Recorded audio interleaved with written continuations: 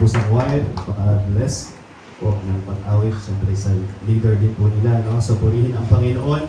At ngayon ho ay tuloy-tuloy yung ating series about stewardship o mga bagay na dapat nating dapat tayo mapagkatiwalaan ng Panginoon. Especially, napag-aralan na po natin is about our time. No? Every day, we are dealing with the pressures of time. So, napakahalaga na makita natin ang ating oras ay ang ating buhay, at ang ating buhay ay ang ating oras. And then, we also consider yung nakaraang message po natin, our treasure, no? Yung kung paano nag-ooperate ang Diyos upang biyayain ang ating mga finances. So God's desire to bless us financially. Ang goal hindi para tayo ay pagyamanin, kundi para tayo ay maging generous. Dahil yun po ang kalooban ng Panginoon, tayo ay maging channel of His blessings dito po sa lupa, sa mga tao na nangangailangan ng katugunan, nangangailangan ng paglilingkod. So this morning, our topic is about our task, yung ating kampanya, yung ating tungkulin. At bibigyan pansin natin dito ay ang patungkol sa ating paglilingkod sa Panginoon. And when we say paglilingkod, pangungunahan ko na po, ang paglilingkod na tinutukoy natin ay hindi po limitado sa church. Dahil tayo ay tinawag na mga lingkod ng Diyos, ang paglilingkod sa Panginoon ay hindi limitado sa loob lamang ng church. Ito ho ay dapat buhay natin saan man tayo dalhin ng Panginoon. Tayo man ay nasa paaralan, tayo man ay nasa tahanan, tayo man ay nasa trabaho, o nasaan man tayong lugar, nasa lansangan man tayo, sino man ang kaharap natin, boss natin, kaibigan natin, magulang natin, mga anak natin, mga estranghero, mga kaibigan natin, o mga kapatid natin sa Panginoon, tayo ay nais ng Diyos na makapaglingkod sa Kanya. At desire ng Panginoon na ma-enjoy natin ang relationship natin sa Kanya, at the same time ma-enjoy natin yung paglilingkod natin sa Panginoon. So, the problem sometimes lang ho sa ating mga mananampalataya or marami sa mga mananampalataya, tayo ay nabubuhay na sinusubukan naman natin na maglingkod. Sinusubukan natin in the sense na tayo ay nag-e-effort na gumawa para sa Panginoon. Pero the more na tayo ay nag-e-effort, the more na tayo ay sinusubukan natin, mas lalo tayo nag-fail, mas lalo tayong bumabagsak, at mas lalo naging worse ang ating kalagayan. It's because ang problema ay hindi patungkol sa effort, kundi ang problema natin sa usapin ng buhay natin bilang Kristiyano o paglilingkod natin sa Panginoon ay patungkol sa ating approach. So this message, tutulungan ko po kayo mga kapatid at ang bawat isa sa atin kung paano natin mas maiintindihan ang ating Christian life, particularly sa ating pagiging servant ng Panginoon, at kung paano natin mas ma-enjoy ang ating paglilingkod sa Panginoon. So may mga prinsipyo ang salita ng Diyos na itinuturo sa atin. 5 susi upang tayo ay magtagumpay sa paglilingkod, o 5 prinsipyo na dapat nating matutunan so that we enjoy ang ating Christian life at ang ating paglilingkod sa ating pong Panginoon. And our passage or text, 1 verse lang po mga kapatid, sa mensahe po natin ngayon pong umagang ito, at syempre may mga ilang talata ho tayong bubuksan mamaya. Ang sabi po sa 1 Thessalonians chapter 5, verse 24, by the way, the title of this message, Our Task, the Key to Success sa ating pagiging servant, sa paglilingkod natin sa Panginoon.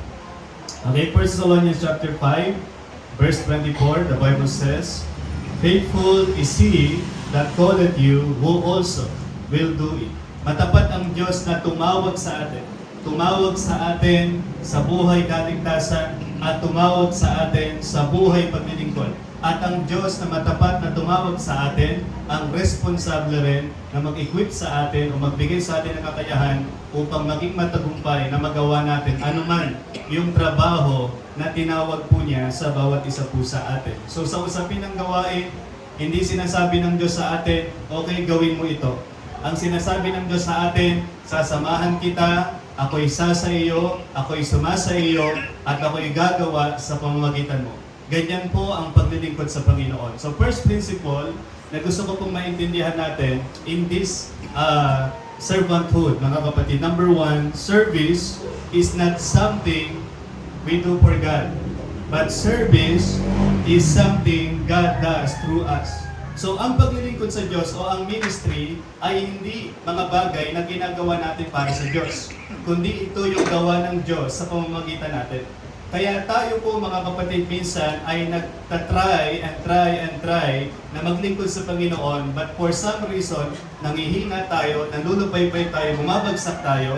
It is because mali yung ating approach, mali yung ating pananaw, mali yung ating prinsipyo sa paglilingkod. Ang tunay na paglilingkod ay hindi yung ginagawa mo para sa Diyos, kundi kung ano yung ginagawa ng Diyos sa pamamagitan mo. Because kung titingnan natin sa Bible, ang Christian life ay hindi buhay paggawa.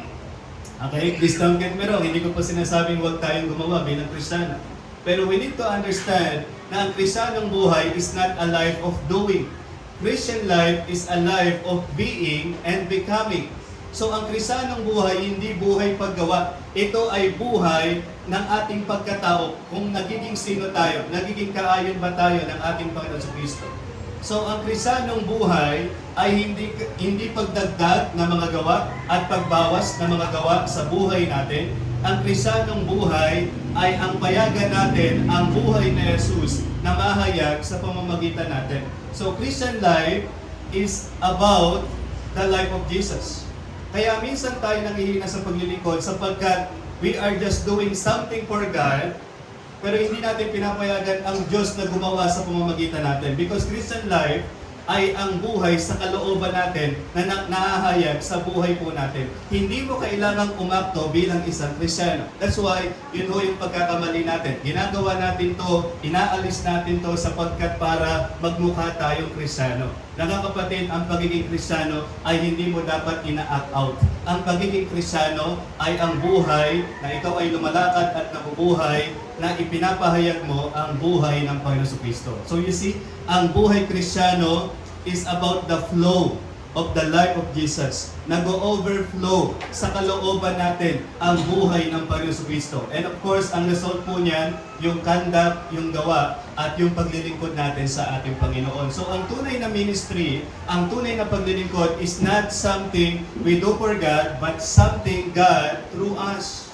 Ay hindi sinabi ng Diyos, sabi ko nga po kanina, hindi sinabi ng Diyos sa atin na okay, gawin mo yan.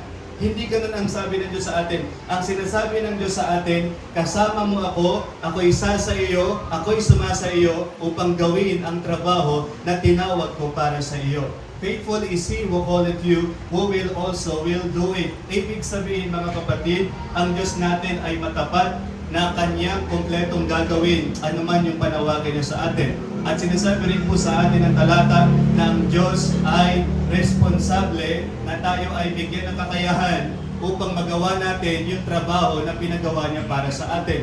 So kaya kung titingnan natin, ang ministry ay hindi pwedeng sabihin po natin na hindi natin magagawa. It is because alam natin na ang Diyos na tumawag sa atin sa ministry at sa paglilingkod ay ang Diyos din na responsable at tapat na tutulong sa atin upang magawa natin anuman yung panawagan niya sa buhay natin sa usapin ng paglilingkod. And again, when we say serving God, hindi tayo pumapatungkol lamang sa loob ng gusali ng church. Ito po mga kapatid ay ginagawa natin. Ito po ay lifestyle natin sapagkat tinawag tayo ng Panginoon na mapaglingkuran po siya. At kung meron tayong pinakamataas na karangalan na masusumpungan o makakamtan sa buhay na ito, yun ay ang paglingkuran, ang kataas-taasang Diyos.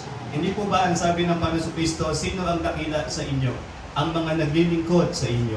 Ang mga naglilingkod sa Panginoon, sila yung mga dakila. Ibig sabihin po nun, ang mataas yung kanilang karangalan na na-achieve. At alam natin to, ang Diyos, sinabi po sa Bible, God is not unrighteous to forget your work and labor of love. Wala kang pagpapagal na kahit napakaliit po na pagpapagal yan. Wala tayong pagpapagal na hindi pwedeng hindi na-notice ng ating Panginoon. Lahat ng ginagawa natin para sa Kanya, napalakpakan man ng tao o hindi, na-recognize man ng tao o hindi, napuri man ng tao o hindi, napasalamatan man ng tao o hindi, nakikita po yan ng ating Panginoon. Nanonotice po yan ng ating Panginoon. So napakahalaga sa usapin ng paglilingkod, unang prinsipyo, para ma-enjoy natin ang relasyon natin sa Diyos, ma-enjoy natin ang paglilingkod natin sa Panginoon.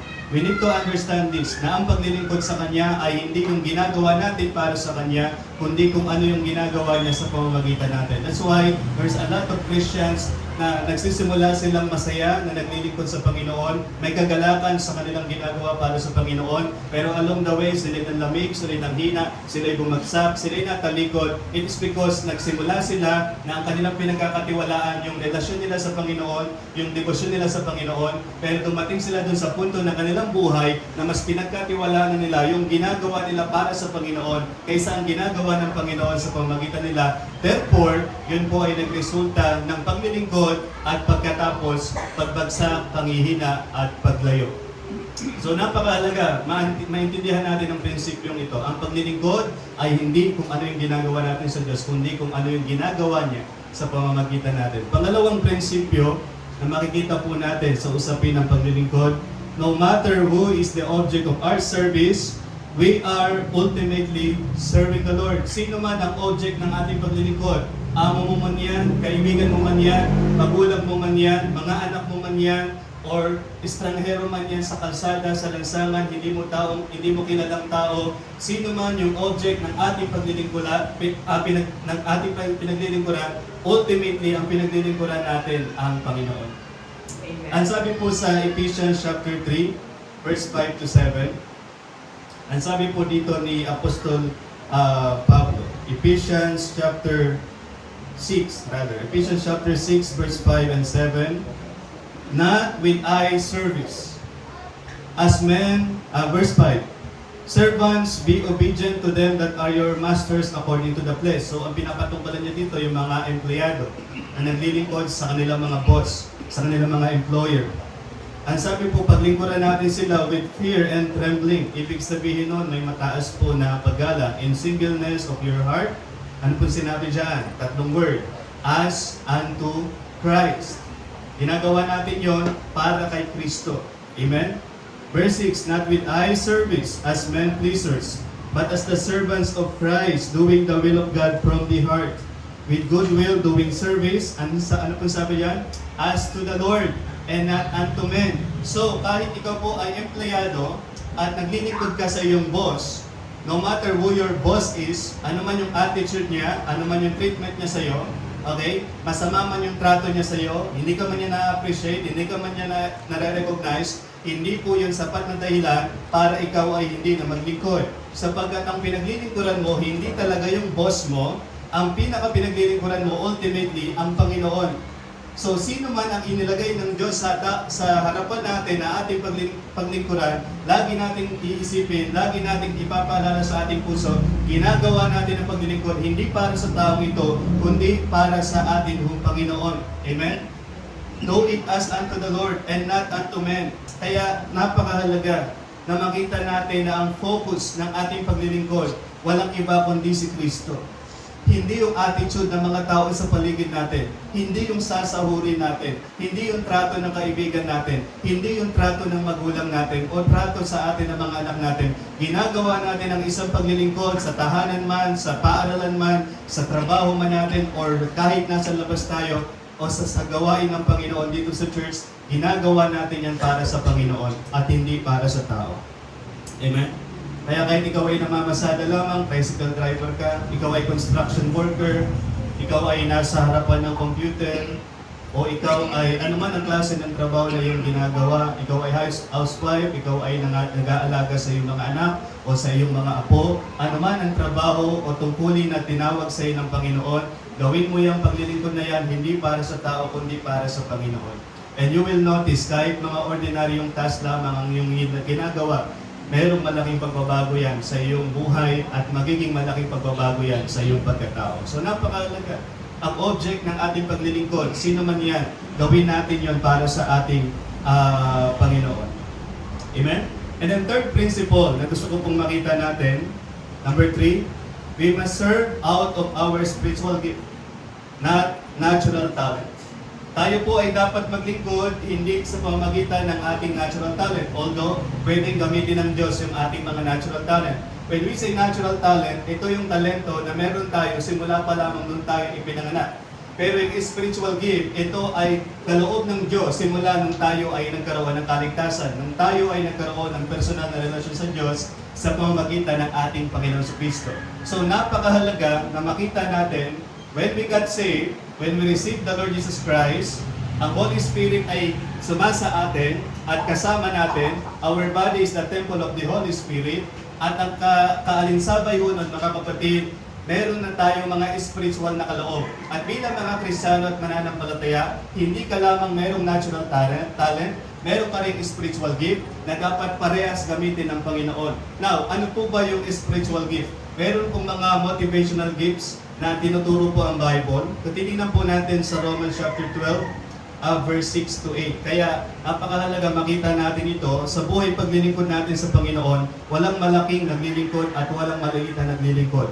Lahat tayo ay pantay-pantay sa Panginoon. Amen? Kahit sa usapin ng church, ano pong pinagkaiba ko sa inyo kung ikaw ay usher ng church? Ikaw ay nakikipagkamay sa mga pumapasok sa gusaling ito, kinakamayan mo sila, pinapaupo mo sila. Ano pong pagkakaiba niyan sa akin dito na tumatayo sa harapan at nangangaral ng salita ng Panginoon? Wala. Because we are all servants of God. Amen? Your pastor is not the head of the church.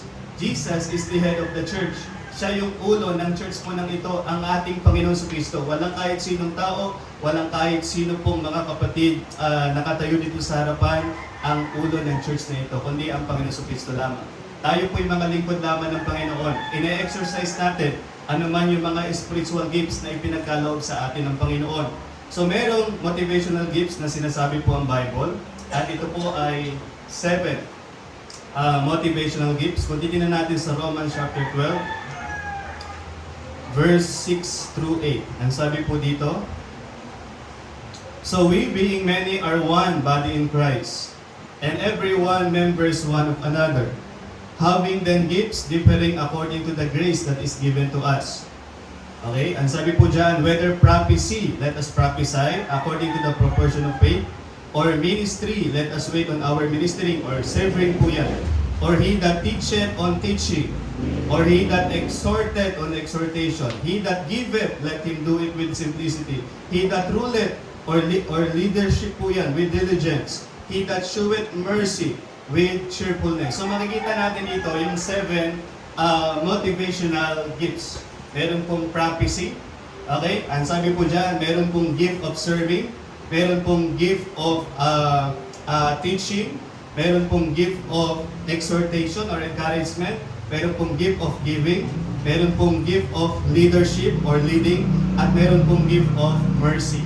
So yan po ay mga motivational gifts na pwede natin exercise sa lahat or saan man tayo dalhin ng ating pong Panginoon. For example, mga mananampalataya, nagtipon-tipon sa isang tahanan, nag-fellowship. Merong isang kapatid o isang kapatiran, nabitawan niya yung baso, nabasag yung baso. Yung Kristiyano na merong gift of prophecy, ang sasabihin niya, "Sabi ko na nga ba eh." Bakit hindi niya sinabi? Diba? Yun yung nahulaan niya mangyari. Yun yung nakita niya mangyari. And then yung merong gift of serving, ang gagawin niya, pupulutin niya yung mga nabasag, yung baso, yung mga nabasag, wawalisin niya, aayusin niya, itatapon niya sa basurahan. That is the gift of serving. And then yung merong gift of teaching. Ano po yung pwedeng gawin niya? Okay, pwede niyang sabihin, okay, ganito gawin natin. Pakiayos na ito, pakitanggal ng mga kalat. Okay, itabi natin dito. Next time, yung baso, ingatan natin hawakan. So, merong gift of teaching. Makikita rin po natin, meron pong gift of giving. Ano po yung sasabihin niya? Okay, nabasag mo yung baso, ako nang bahala. Ako nang bibili niyan. Papalitan natin yan ng mas maganda. And then yung merong gift of leadership, siya yung mamumuna upang maging maayos po yung kanilang kalagayan. And then yung merong gift of mercy, ang gagawin po niya ay, kamusta ka? Hindi ka ba nasaktan? Kamusta ang kalagayan? Hindi ka ba nasugatan? Meron siyang gift of mercy. And then yung gift of exhortation, i-encourage niya. Alam mo, okay lang yan. Lahat naman tayo nagkakamali. Next time, ayusin na lang natin. So, makikita po natin na sa church, o sa mga mananampalataya, isa tayong katawan, pero iba-iba tayo ng kaloob. At pag hindi natin naiintindihan yung spiritual gifts ng bawat isa, dyan po minsan nagkakaroon ng problema ang church.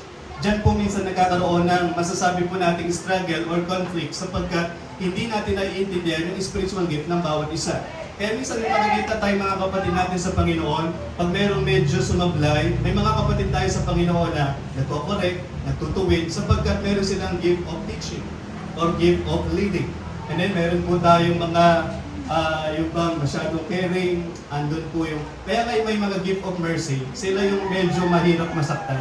Kasi pag nasaktan sila, medyo mabigat po yun, nahihirapan mo silang tanggapin. So, kaya napakahalaga maintindihan natin ang gift ng bawat isa at yun ay i-exercise natin at yun ay i-discover natin mga kapatid nang sa gayon maging maayos ang takbo ng gawain ng Panginoon, maging maayos ang takbo ng church. Kaya yan po yung ma-encounter natin. Pag ikaw ay Kristiyano na meron kang problema, may ma-encounter ka mga mananampalataya, sometimes iba-iba yung kanilang approach sa iyo, iba-iba yung treatment nila sa iyo. It is because minsan iba-iba po yung kanilang ina-exercise na kanilang spiritual gift.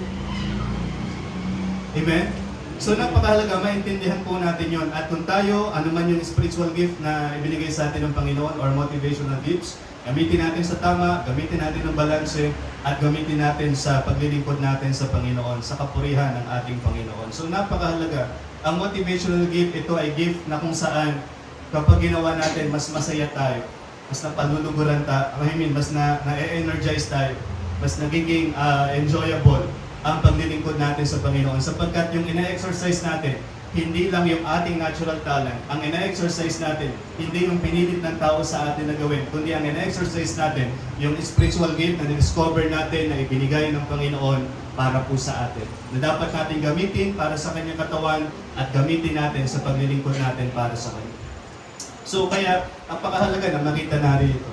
Diba? May mga tao po na kahit nga sa usapin ng finances may mga kapatid tayo, pag sa usapin ng finances, masyado silang stricto, no? Masyado silang nagbibigay pansin, na huwag kang masyado magsasayang ng pera, sapagkat meron silang gift of teaching at meron silang gift of leading, no? Meron silang discipline. So, yan po ay dapat nating maintindihan, mga kapatid, sa bawat isa. Nang sa gayon, mas lalo tayo makapaglingkod sa Panginoon. Huwag tayo maglingkod sa Kanya out of natural talent, but out of our spiritual gift. At tayo tinawag ng Panginoon na paglingkuran ng bawat isa sa pamamagitan ng ating mga spiritual na kaloob. Kaya wala makapagsasabi sa atin na wala akong part sa church. Wala makapagsasabi sa atin na wala akong kwenta or wala kang kwenta, wala kang talaga. Dahil ang katotohanan, lahat ng bahagi ng katawan ay mahalaga. Lahat ng bahagi ng katawan ay may function. At sa usapin ng church, lahat po tayo, mga kapatid, ay mahalaga. Ang napakahalaga lang, gawin natin ang part natin at pag ginawa natin ang part natin, ang buong church natin ay makikita na naglilingkod sa ating Panginoon at sa Kanya lang. And number 4 principle, we cannot serve both God and ourselves at the same time. Hindi natin pwedeng paglingkuran ng Diyos at ang ating sarili. At the same time, ang sabi po sa Luke chapter 16, verse 30. Luke chapter 16, verse 13. Tingnan po natin ito sandali. Ang sabi po dito ng Panginoon Jesus, no servant can serve two masters, for either he will hate the one or love the other, or else he will hold to the one and despise the other. Ye cannot serve God and mammon. No man can serve two masters. You cannot serve yourself and serve God at the same time. So, napakahalaga na makita natin ang ating paglilingkod. Paano tayo naglilingkod sa Panginoon? Saan tayo mas interesado? Listen, mga kapatid, if mas interesado ka na mapaluguran ang iyong kapwa, kaysa mas mapaluguran ang Panginoon, hindi ka naglilingkod sa Panginoon. Dahil ang paglilingkod sa Panginoon is not with eye service, not as men pleasers, but pleasing God. Amen? We do it as unto the Lord and not unto men. Kaya kapag mas interesado tayo sa appreciation ng tao, sa palakpak ng tao, ng pastor man natin yan, ng boss man natin yan, ng mga kaibigan man natin yan, kapag mas after tayo sa kanilang approval, mga kapatid, ang ating paglilingkod ay para sa tao at hindi para sa Panginoon. That is the reality. That is the truth. Kaya napakahalaga na makita natin, do we really serve God? Sa Panginoon ba talaga tayo naglilingkod? Paano kung sa ating tahanan, naglingkod tayo at hindi tayo napasalamatan ng ating mga anak? O hindi na tayo ginagalang ng ating mga anak? It doesn't mean hindi na tayo maglilingkod sapagkat ang ating pinaglilingkuran, hindi ang ating mga anak, ang pinaglilingkuran natin ang ating Panginoon. Ganun din sa trabaho, mga kapatid. Maaring hindi po kayo sumang-ayon dito, but the truth is, kahit ano pa ang trato sa iyo ng iyong amo, kahit hindi kanya pinasasalamatan, kahit lagi kanyang pinagagalitan, kahit masama ang tingin niya sa iyo, masama ang loob niya sa iyo, kahit hindi kanya sinisweldohan ng maayos, ang dapat nating isipin, kanino ba natin ginagawa ang paglilingkod na ito? Ginagawa na natin ito hindi para sa ating boss, kundi para sa Panginoon. At ang Panginoon na hindi liko.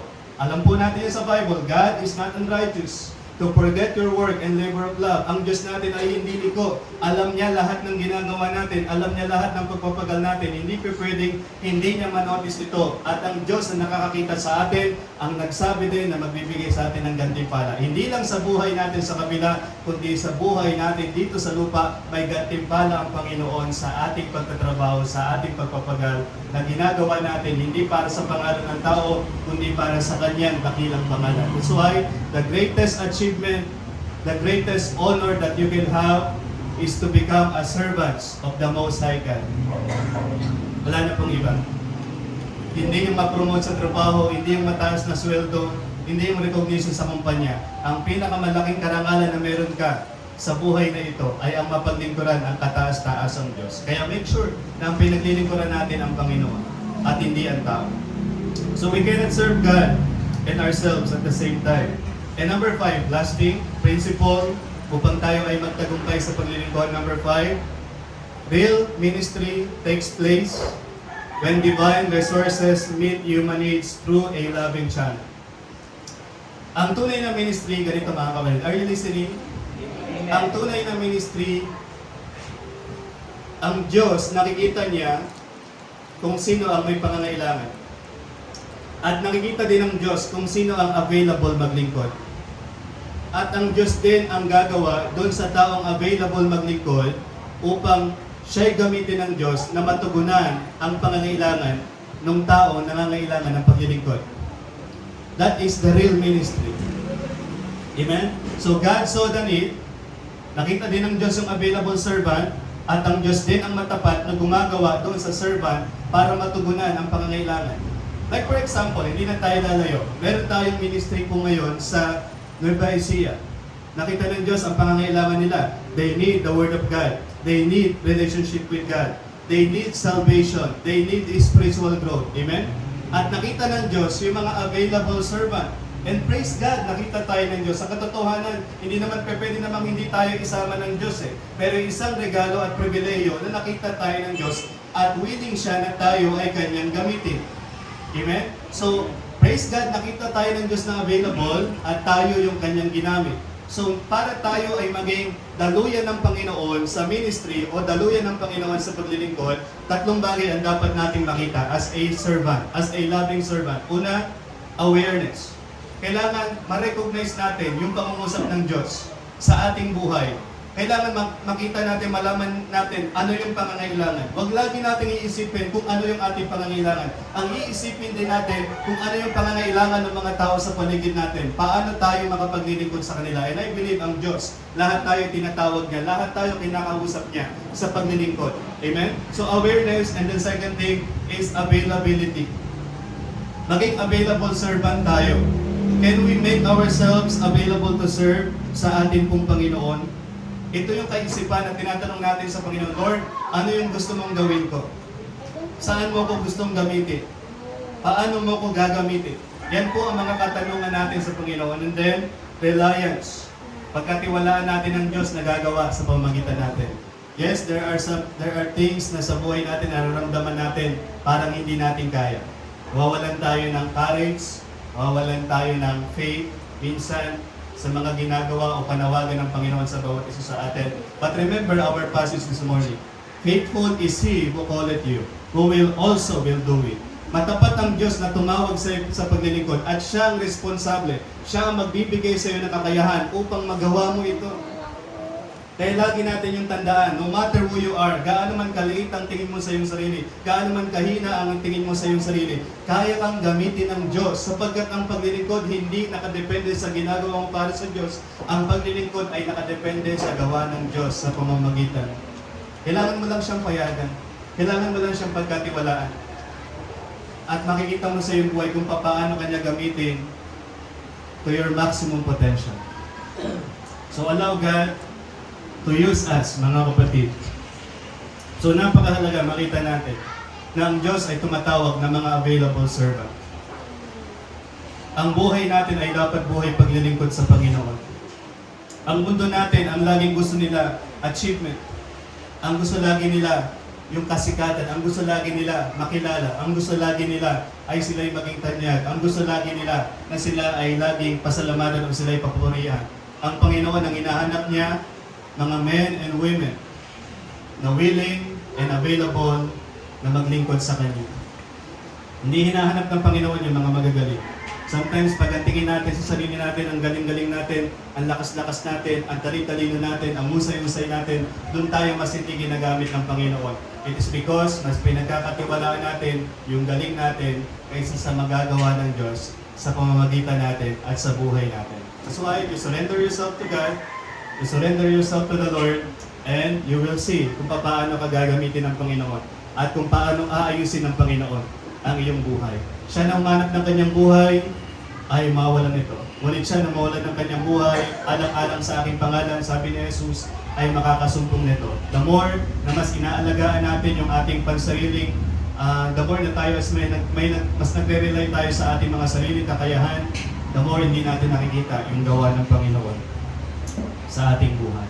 So let me ask you this morning, kapatid, are you willing and available na maglingkod sa Panginoon? Saan ka man niya dalhin? Sa trabaho man, sa paaralan man, sa tahanan man, o sa church man. So napakahalaga, kahit anong ordinaryong task, why not simulan natin ngayong linggong ito? Ano mang ordinaryong task na ipagawa sa iyo ng Panginoon? Magwawalis ka, maghuhugas ka ng plato, mamamasada ka, magdi-deliver ka ng mga pagkain, magko-construction ka, magtuturo ka, ano man ang iyong ordinaryong task na tinawag sa iyo ng Panginoon, why not simulan natin na lagi natin sasabihin sa Panginoon, Lord, gagawin ko ito para sa iyo. At makikita mo kung paano gagawa ang Diyos sa iyong buhay. At kung paano Kanya babaguhin. Saan ka man niya dinadala. Dahil alam natin ang Diyos hindi likod. Siya ang nakakakita sa lahat ng ating ginagawa. At siya ang bahalang magbigay sa atin ng pagpapala at gantimpala. Gusto ng Diyos pagpalain yung ating paglilingkod. Napakahalaga, gawin natin ito para sa Kanya at hindi para sa tao. I hope ma-enjoy natin ang buhay natin sa Panginoon. Napakasarap maglingkod sa Panginoon. But there are some Christians na papagod sila. It is because mali ang prinsipyo, mali ang approach. Ang approach, ministry, serving God is not something we do for God, but something God through us. And if you allow the life of Jesus na nasa sa iyong kalooban na mag-overflow sa iyong buhay, doon mo mas na-enjoy ang relasyon mo sa Diyos at ang paglilingkod mo sa iyong kapwa. Dahil iyon ay ginagawa mo hindi para sa tao, kundi ginagawa mo para sa Panginoon. Tayo po tayong lahat, mga kapatid, at tayo ay manalangin sa Panginoon.